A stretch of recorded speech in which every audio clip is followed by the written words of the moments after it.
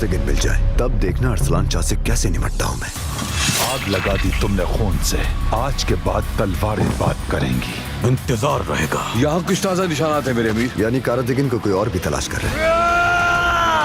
अरसलान शाह, तेरा सर काट डालूंगा मैं। एक बार फिर तुम्हारा मंसूबा नाकाम हो गया। हम गजा लेंगे। अगर नूरुद्दीन ने रास्ता रोका तो नूरुद्दीन का सर तन से जुदा कर दिया जाएगा। फौजी दस्ते तैयार किए जाएं, हम उनसे जंग करेंगे। जंगी खून है हमारा, वो जंग चाहते हैं तो जंग सही। जंग की आग भड़क चुकी है, या तो हम सब जलकर राख हो जाएंगे या फिर वो जल जाएंगे।